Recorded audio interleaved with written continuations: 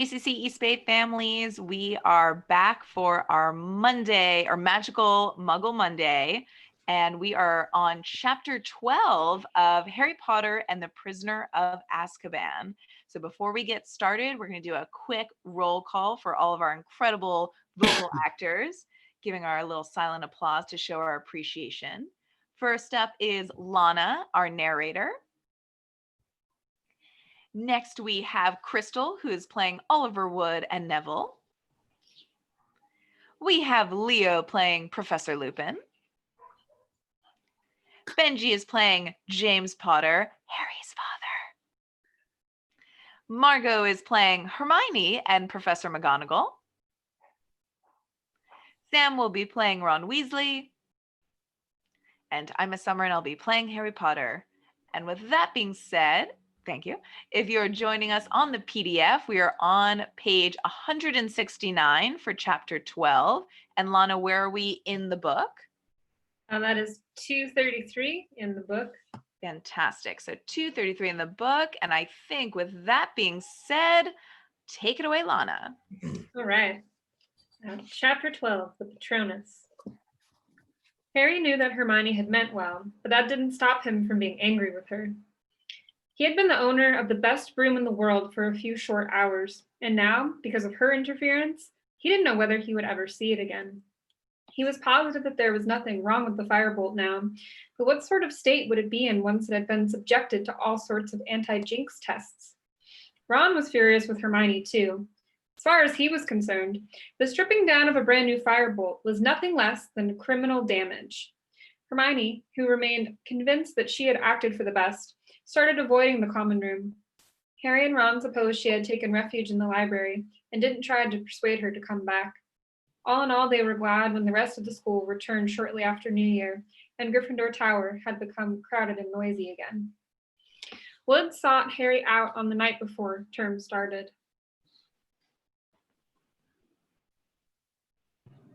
Had a good Christmas, he said, and then without waiting for an answer, he sat down, lowered his voice, and said, I've been doing some thinking over Christmas, Harry. After last match, you know, if the Dementors come to the next one, I mean, we can't afford you to, well... Wood broke off, looking awkward. I'm working on it, said Harry quickly. Professor Lupin said he trained me to ward off the Dementors. We should be starting this week. He said he'd have time for after Christmas. Ah, said Wood, his expression clearing. Well, in that case, I really didn't want to lose you as Seeker, Harry. And have you ordered a new broom yet? No, said Harry. What? You better get a move on, you know. You can't ride that shooting star against Ravenclaw. You got a firebolt for Christmas, said Ron. Firebolt? No, seriously, a real firebolt. Don't get excited, Oliver, said Harry gloomily. I haven't got it anymore. It was confiscated. And he explained all about how the firebolt was now being checked for jinxes. Jinxed? How could it be jinxed? Sirius Black. Harry said warily. He's supposed to be after me, so McGonagall reckons he might have sent it. Waving aside the information that a famous murderer was after his seeker, Wood said. But Black couldn't have bought a firebolt. He's on the run. The whole country is on the lookout for him. How could he just walk into quality Quidditch supplies and buy a broomstick?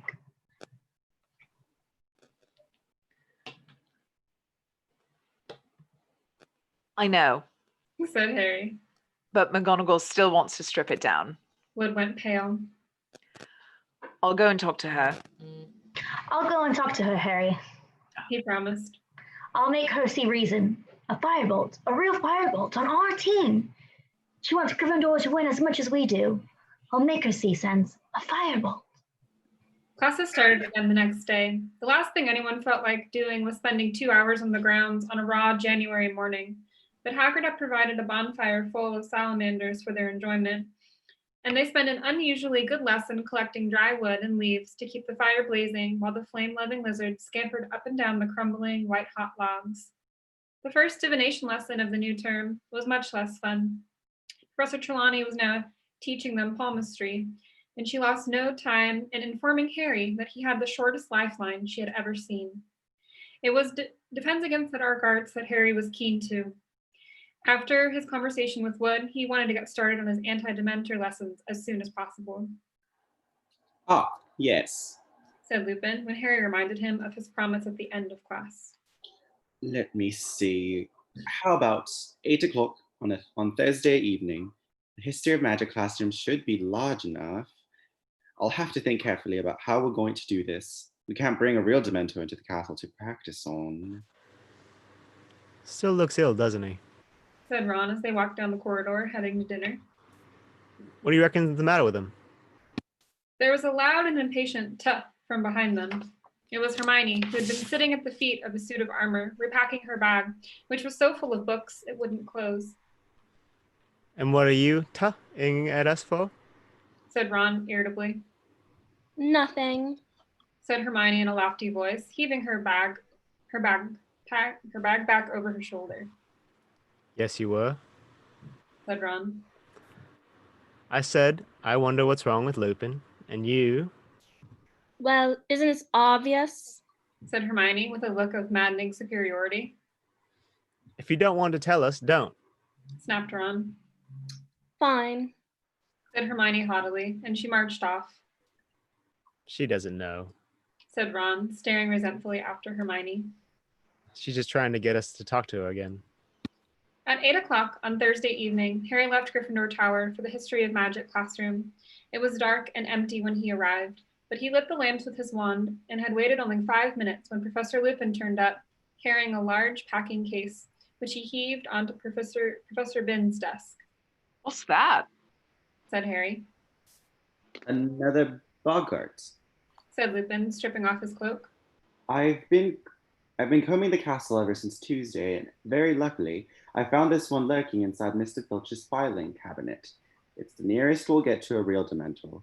The Bogart will turn into a Dementor when he sees you, so we'll be able to practice on him. I can store him in my office when we're not using him. There's a cupboard under my desk he'll like. Okay.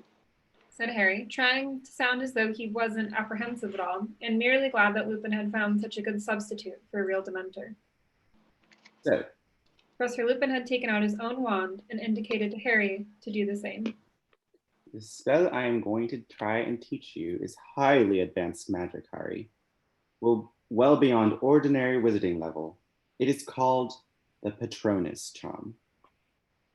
How does it work? Said Harry nervously. Well, when it works correctly, it conjures up a Patronus, Said Lupin. which is a kind of anti-Dementor, a guardian that acts as a shield between you and the Dementor. Harry had a sudden vision of himself crouching behind a Hagrid-sized figure, holding a large club. Professor Lupin continued. The Patronus is a kind of positive force, a projection of very things that Dementor feeds upon: hope, happiness, the desire to survive. But it cannot feel despair, as real humans can, so the Dementors can't hurt you. But I must warn you, Harry, the charm might be too advanced for you. Many qualified wizards have difficulty with it. What does a Patronus look like? Said Harry curiously. Each one is unique to the wizard who conjures it, And how do you conjure it? with an incantation, which will work only if you are concentrating with all your might on a single, very happy memory. Harry cast his mind about for a happy memory. Certainly nothing that had happened to him at the Dursleys was going to do.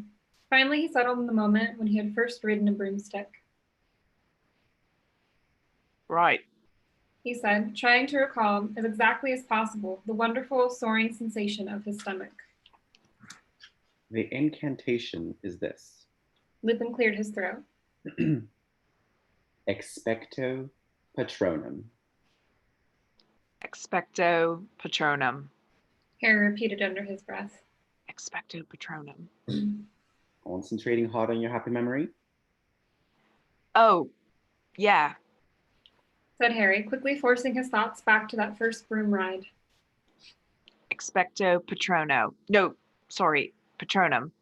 Expecto Patronum. Expecto Patronum. Something whooshed suddenly out of the end of his wand. It looked like a wisp of silvery gas.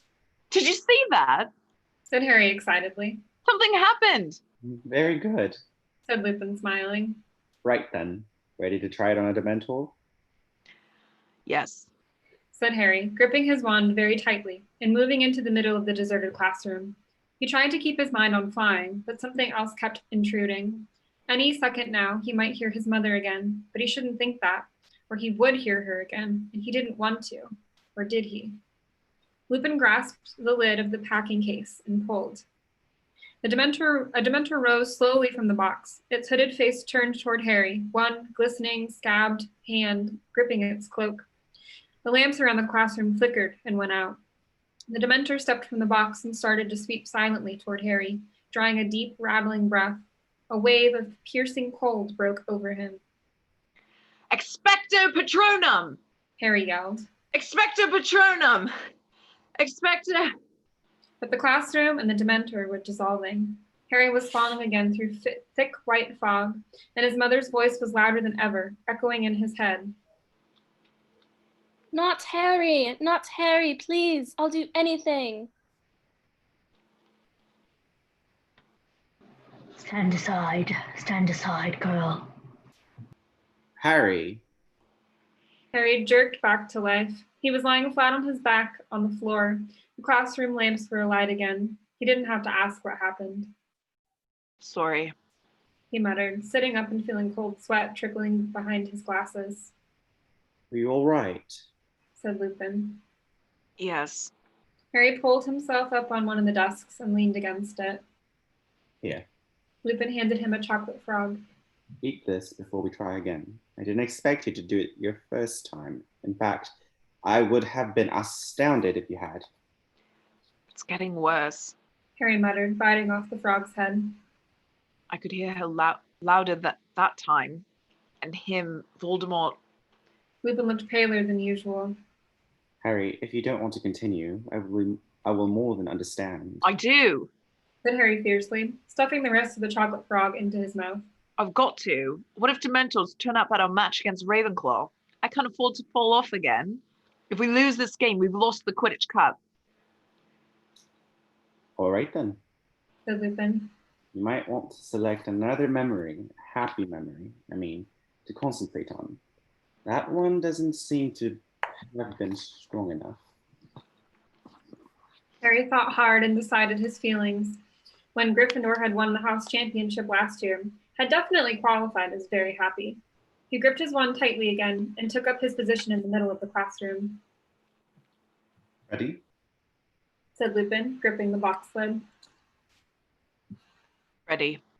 Said Harry, trying to fill his head with happy thoughts about Gryffindor winning and not dark thoughts about what was going to happen when the box opened. Go. Said Lupin, pulling off the lid. The room went icily cold and dark once more. The Dementor glided forward, drawing its breath. One rotting hand was extended toward Harry. Expecto Patronum! Harry yelled. Expecto Patronum! White fog obscured his senses. Big blurred shapes were moving around him. Then came a new voice, a man's voice, shouting, panicking. Lily, take Harry and go! It's him! Go, run! I'll hold him off! The sounds of someone stumbling from a room, a door bursting open, a cackle of high-pitched laughter. Harry, wake up. Lupin was tapping Harry hard on the face. This time it was a minute before Harry understood why he was lying on a dusty classroom floor. I heard my dad. Harry mumbled. That's the first time I've heard him. He tried to take on Voldemort himself to give my mum time to run for it. Harry suddenly realized that there were tears on his face mingling with the sweat. He bent his face as low as possible, wiping them off on his robes, pretending to do his shoelace so Lupin wouldn't see. You heard James? Said Lupin in a strange voice. Yeah. Face dry, Harry looked up. Why? You didn't know my dad, did you? I did, as a matter of fact. Said Lupin. We were friends at Hogwarts. Listen, Harry, perhaps we should leave it here for tonight. This charm is ridiculously advanced. I shouldn't have suggested putting you through this. No. Said Harry. He got up again. I'll have one more go. I'm not thinking of happy enough things. That's what it is. Hang on. He racked his brains. A really, really happy memory. One that could turn a good into a good, strong Patronus. The moment when he'd first found out he was a wizard and he'd be leaving the Dursleys for Hogwarts. If that wasn't a happy memory, he didn't know what was. Concentrating very hard on how he felt when he'd realized he'd be leaving Privet Drive, Harry got up to his feet and faced the packing case once more. Ready? Said Lupin, who looked as though he were doing this against his better judgment. Concentrating hard. All right, go. He pulled off the lid of the case for the third time, and the Dementor rose out of it. The room fell cold and dark. Expecto Patronum! Harry bellowed. Expecto Patronum! Expecto Patronum! The screaming inside Harry's head had started again, except this time it sounded as though it were coming from a badly tuned radio. Softer and louder and softer again, and he could still see the Dementor. It had halted, and then a huge silver shadow came bursting out of the end of Harry's wand to hover between him and the Dementor, and though Harry's legs felt like water, he was still on his feet, though for how much longer, he wasn't sure. Ridiculous! Roared Lupin, springing forward.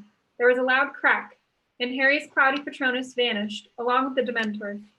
He sank into a chair, feeling as exhausted as if he had run a mile, and felt his legs shaking. Out of the corner of his eye, he saw Professor Lupin forcing the boggart back into the packing case with his wand. It had turned into a silvery orb again. Excellent! Lupin said, striding over to where Harry sat. Excellent, Harry. That was definitely a start. Can we have another go? Just one more go. Not now. Said Lupin firmly.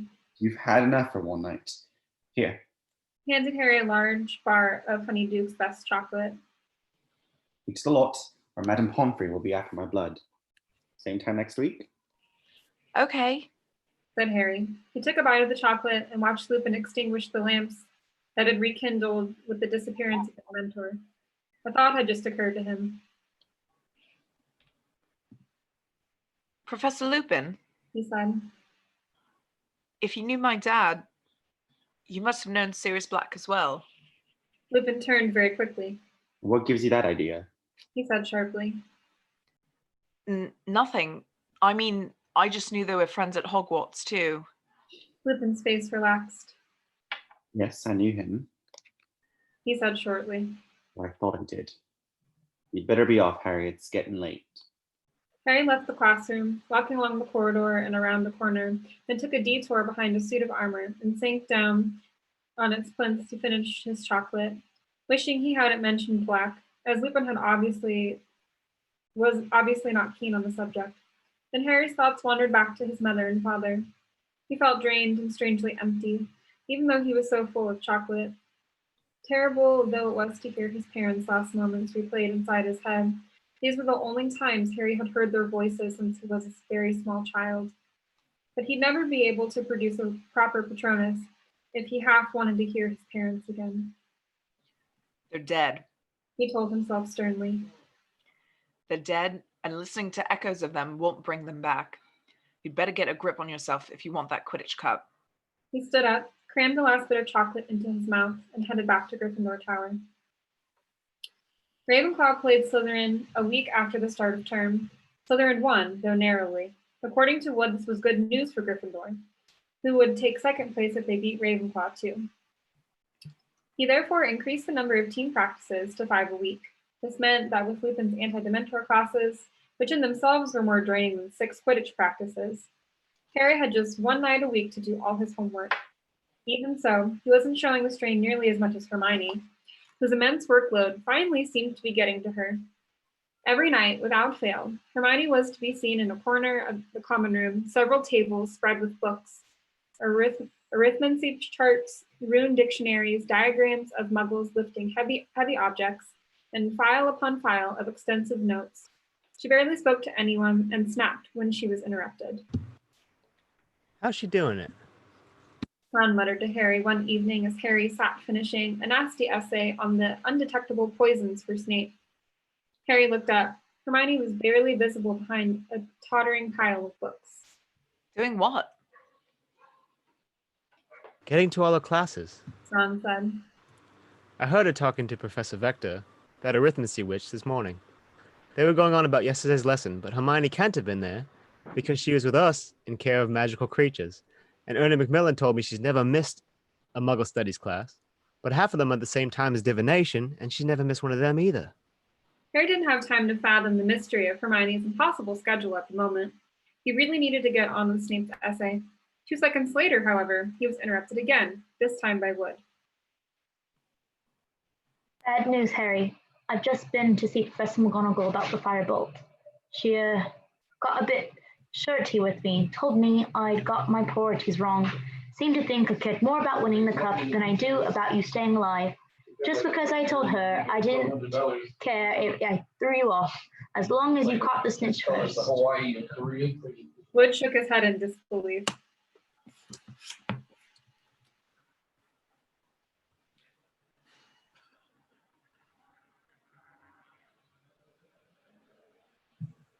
I'm not buying anything Malfoy thinks is good.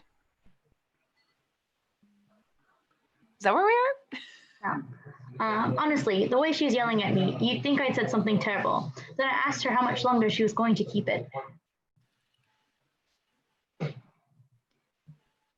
He screwed up his face and imitated Professor McGonagall's severe voice. As long as necessary, Wood. I reckon it's time you ordered a new broom, Harry. There's an order form at the back of which broomstick. You could get a Nimbus 2001 like Malfoy's got. I'm not buying anything Malfoy thinks is good. Said Harry flatly. January faded imperceptibly into February, with no change in the bitterly cold weather. The match against Ravenclaw was drawing nearer and nearer, but Harry still hadn't ordered a new broom. He was now asking Professor McGonagall for news of the firebolt after every transfiguration lesson. Ron standing hopefully at his shoulder, Hermione rushing past with her face averted. No, Potter, you can't have it back yet. Professor McGonagall told him the 12th time this happened before he'd even opened his mouth. We've checked for most of the usual curses, but Professor Flitwick believes the broom might be carrying a hurling hex. I shall tell you once we finish checking it. Now please stop badgering me. To make matters even worse, Harry's anti-Dementor lessons were not going nearly as well as he'd hoped. Several sessions on, he was able to produce an indistinct silvery shadow every time the Boggart Dementor approached him, but his Patronus was too feeble to drive the Dementor away. All it did was hover, like a semi-transparent cloud, draining Harry of energy as he fought to keep it there. Harry felt angry with himself, guilty about his secret desire to hear his parents' voice again. You're expecting too much of yourself. Said Professor Lupin sternly in their 4th week of practice. For a 13-year-old wizard, even in an indistinct Patronus is a huge achievement. You aren't passing out anymore, are you? I thought a Patronus would charge the Dementors down or something. Said Harry dispiritedly. Make them disappear. The true Patronus does do that. Said Lupin. But you've achieved a great deal in a very short space of time. If the Dementors put in an appearance at your next Quidditch match, you will be able to keep them at bay long enough to get back to the ground.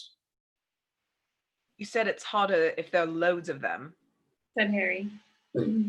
I have complete confidence in you. Said Lupin, smiling. Here, you've earned a drink, something from the 3 broomsticks. You won't have tried it before. He pulled 2 bottles out of his briefcase. Butterbeer. Said Harry without thinking. Yeah, I like that stuff. Lupin raised an eyebrow. Oh, Ron and Hermione brought me some back from Hogsmeade. Harry lied quickly. I see. Said Lupin, though he still looked slightly suspicious. Well, let's drink to a Gryffindor victory against Ravenclaw. Not that I'm supposed to take sides as a teacher. He added hastily. They drank the butterbeer in silence until Harry voiced something he'd been wondering for a while. What's under a Dementor's hood? Professor Lupin lowered his bottle thoughtfully. Well, the only people who really know are in no condition to tell us. You see, the Dementor only lowers its head to use its last and worst weapon. What's that? We call it the Dementor's kiss. Said Lupin with a slightly twisted smile. It's what Dementors do to those they wish to destroy utterly. I suppose there must be some kind of mouth under there, because they clamp their jaws upon the mouth of the victim and suck out his soul. Harry accidentally spat out a bit of butterbeer. What? They kill? Oh no, Said Lupin. much worse than that. You can exist without your soul, as long as your brain and heart are still working. But you'll have no sense of self anymore, no memory, no anything. There's no chance at all of recovery. You'll just exist as an empty shell, and your soul is gone forever, lost. Lupin drank a little more butterbeer and then said, It's the fate that awaits Sirius Black. It was in a Daily Prophet this morning. The Ministry have given the Dementors permission to perform it if they find him. Harry sat stunned for a moment at the idea of someone having their soul sucked out through their mouth, and then he thought of Black. He deserves it. He said suddenly. You think so? Said Lupin lightly. Do you really think anyone deserves that? Yes. Said Harry defiantly. For some things. He would have liked to have told Lupin about the conversation he'd overheard about Black and the Three Broomsticks, about Black betraying his mother and father, but it would have involved revealing that he'd gone to Hogsmeade without permission, and he knew Lupin wouldn't be very impressed by that. So he finished his butterbeer, thanked Lupin, and left the History of Magic classroom. Harry half wished that he hadn't asked what was under Dementor's hood. The answer had been so horrible, and he was so lost in unpleasant thoughts of what it would feel like to have your soul sucked out of you, that he walked headlong into Professor McGonagall halfway up the stairs. Do watch where you're going, Potter. Sorry, Professor. I've just been looking for you in Gryffindor common room. Well, here it is. We've done everything we could think of, and there doesn't seem to be anything wrong with it at all. You've got a very good friend somewhere, Potter. Harry's jaw dropped. She was holding out his firebolt, and it looked as magnificent as ever. I can have it back. Harry said weakly. Seriously? Seriously. Said Professor McGonagall, and she was actually smiling. I dare say you'll need it. You'll need to get the feel of it before Saturday's match, won't you? And Potter, do try and win, won't you? Or we'll be out of the running for the 8th year in a row, as Professor Snape was kind enough to remind me only last night. Speechless, Harry carried the fireball back upstairs toward Gryffindor Tower. As he turned a corner, he saw Ron dashing toward him, grinning from ear to ear. She gave it to you? Excellent. Listen, can I still have a go on it? Tomorrow? Yeah, anything. Said Harry, his heart lighter than it had been in a month. You know what? We should make up with Hermione. She was only trying to help. Yeah, all right. Said Ron. She's in the common room now working, for a change. They turned into the corridor to Gryffindor Tower and saw Neville Longbottom pleading with Sir Cadogan, who seemed to be refusing him entrance. I wrote them down, Neville was saying tearfully.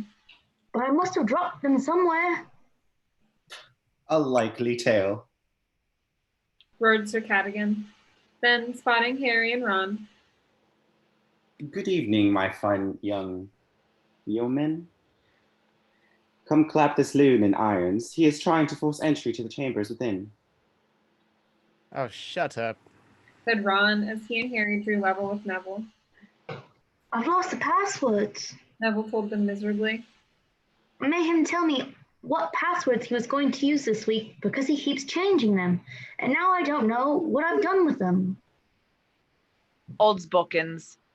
Said Harry to Sir Cadogan, who looked extremely disappointed and reluctantly swung forward to let them into the common room. There was a sudden excited murmur as every head turned, and the next moment Harry was surrounded by people exclaiming over his firebolt. What'd you get, Harry? Will you let me have a go? Have you written it yet? Harry? Ravenclaw Have no chance. They're all on clean sweep 7s. Can I just hold it? After 10 minutes or so, during which the firebolt was passed around and admired from every angle, the crowd dispersed and Harry and Ron had a clear view of Hermione, the only person who hadn't rushed over to them, bent over her work and carefully avoiding their eyes.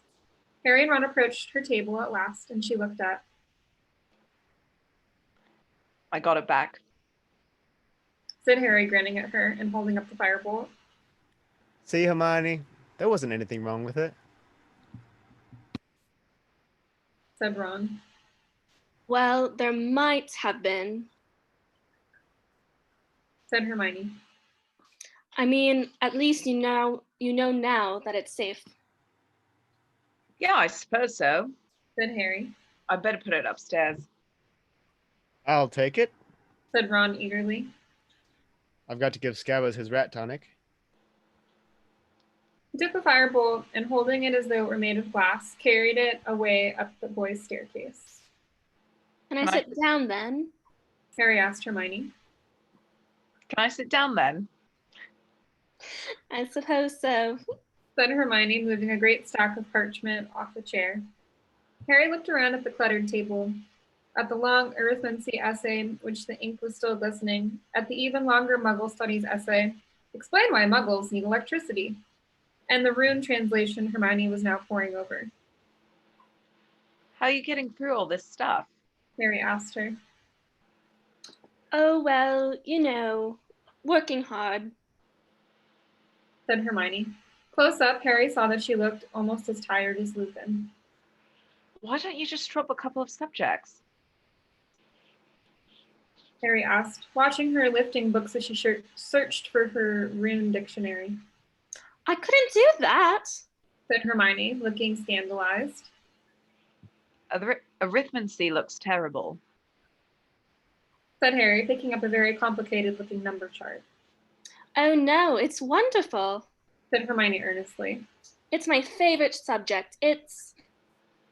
But exactly what was wonderful about arithmancy, Harry never found out. At that precise moment, a strangled yell echoed down the boys' staircase.